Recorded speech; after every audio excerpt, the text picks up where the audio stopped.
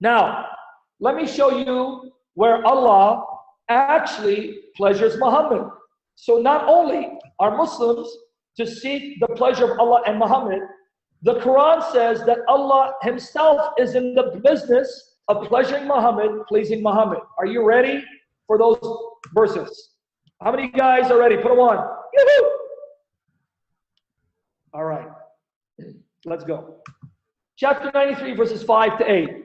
Watch here. Your Lord will give you and you will be pleased. Notice, your Lord is going to give you so that you will be pleased. He did not find you an orphan and he sheltered you. He found you lost and he guided you. He found you in need, so he gave you riches. See, your Lord is going to give you so you'll be pleased. So here, Muhammad's Lord is in the business of making sure Muhammad is pleased. Let me ask you a question to the Muslims, if there are any, and if they're willing to answer. Why did Allah change the prayer direction for the Muslims? When Muhammad claimed to be a prophet, he and all his followers used to face the direction of Jerusalem and pray.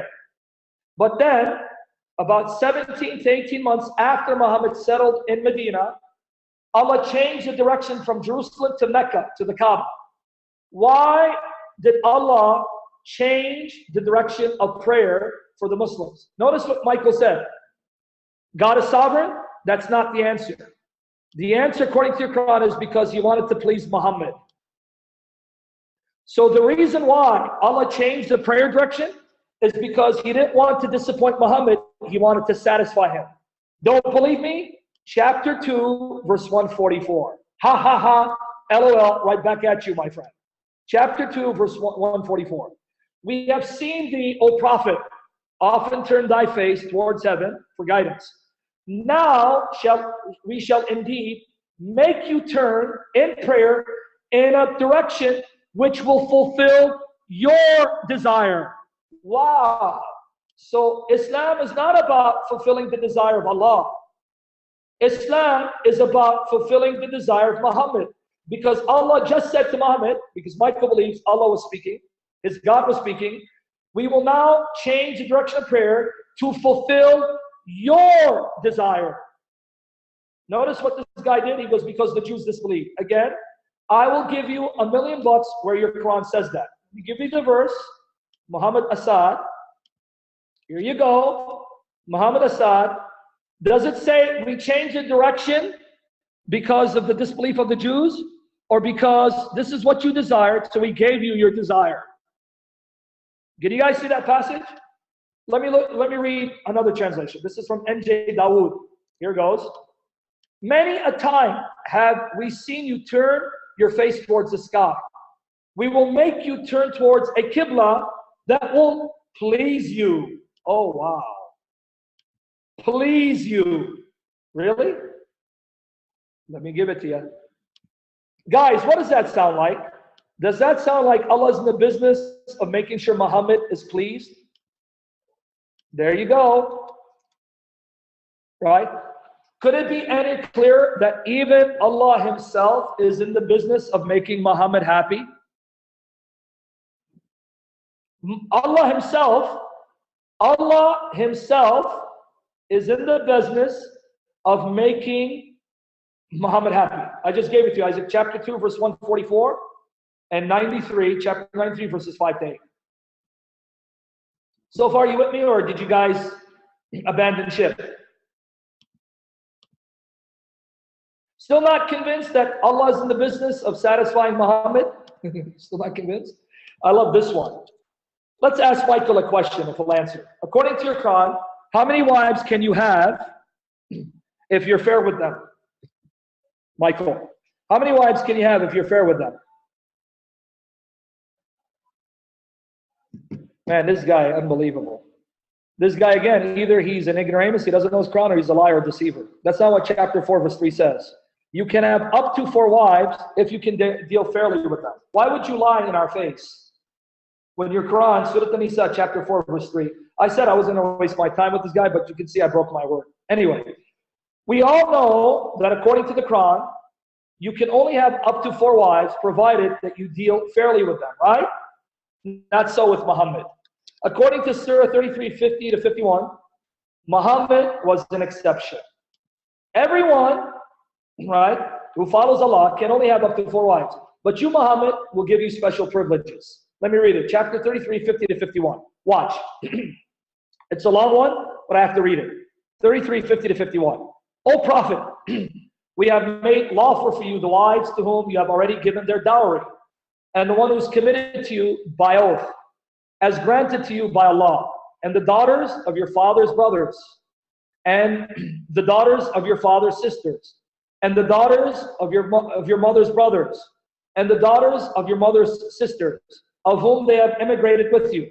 Also, the acknowledging woman who had decreed herself to the Prophet may marry her if he wishes, as a privilege given only to you, and not to those who acknowledge. You guys catch it?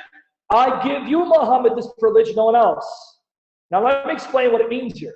According to Islam, you have to give a woman a dowry, a sum of money, in order to marry her. Allah said, you don't have to, Muhammad. If a woman gives an oath to give herself to you, then you can take her without giving her a dowry. Another thing that Islam mandates is that you have to ask the woman's guardian for her hand in marriage. So that I can't go to the woman and say, look, I want to marry you. I have to go to her guardian, right? And say, look, I'm interested in marrying your daughter, your niece, whoever it is. And then he'll ask her, and if she gives permission, she'll say, okay, we give her to you. The Quran says, Muhammad, when it comes to you, you can go directly to the woman, and ask her hand in marriage, and marry her, and bypass her guardian. You see the privileges given to Muhammad? You see the privileges given to Muhammad? Now let me finish the rest of it. We have already decreed their rights in regard to their spouses, and those are still dependents. This is to spare you any hardships. We're going to make it easy for you because you're a man of great passion and you love women, so we're going to make it easy for you. Allah's forgiver, compassionate. Now watch. You may postpone whom you will of them, and you may receive whom you will. In other words, here's another privilege. You can decide to overlook one of your wives. So like, for example, say Tuesday is the day that you're supposed to spend with Sauda. You can say, you know what, Sauda? I don't want to spend it with you. I'm going to spend it with Aisha. And there's nothing you can say. You guys catch this? You understand how unfair this is?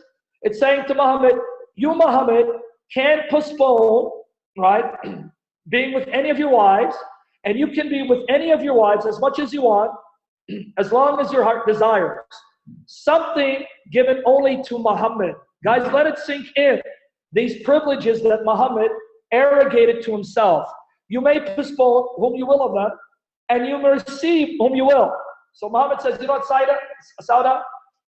Today I don't feel like spending time with you. I know today is your day. It's allotted to you. It's Tuesday. You know what? I'm not interested. You stay home. I'm going to Aisha's house. And the woman could say nothing about it. The woman could say nothing about it. Now let me finish it so you see where I'm going with it. Whomsoever you seek of those whom you have set aside, then there is no sin upon you. If you set them aside and then you want them again, you can do what you want. No sin on you. Set them aside and then want them again. Set them aside and then take them back again. Hey, you're free. Such is best that they may be comforted, not grieved, and may all be pleased with what you give them. Allah knows what is in your hearts. Allah is knowledgeable, compassionate. Now, can I ask you guys a question? Does this not sound like Allah goes out of his way to pleasure Muhammad, to give him the desires of his heart, even the desires of his lustful heart when it comes to women and relationships with them? How clear is that? Could it be any clearer that Allah goes out of his way to please Muhammad? You with me there? I just want to make sure you're with me there. Now, irony of ironies. Let me read to you what Aisha said when chapter 33:51 of the Quran was quote unquote revealed. Sahih Bukhari, volume 6, book 60, number 311. Watch. Notice what Aisha, his child bride, said. Pay attention. Narrate Aisha. I used to look down upon those ladies who had given themselves to Allah's apostle. Meaning, I used to look down upon those ladies who would come to Muhammad and say, look, Muhammad, I give myself to you. No guardian, no dowry, you can have me. And I used to say, can a lady give herself to a man? How disgraceful. I used to say, look, these women have no honor. Shame on them. How disgraceful. You come up to mom and says, look, I give myself to you. Don't need to give me dowry. You don't need to ask my guardian. I'm yours. Take me. Notice what Allah did. But when Allah revealed, you, O Muhammad, can postpone the turn of whom you will of them, and you may receive any of them who you will, and there is no blame on you if you invite one whose turn you have set aside. Aisha said to the Prophet, I feel that your Lord hastens in fulfilling your desire and wishes. Booyah! Even his child bride saw something fishy and suspicious about this situation. Notice what she said again. I said, I feel that your Lord hastens, rushes to fulfilling not his desires, your desires and wishes. Wow. Guys, what do you say to that? What's your response before I move on? Did you catch it?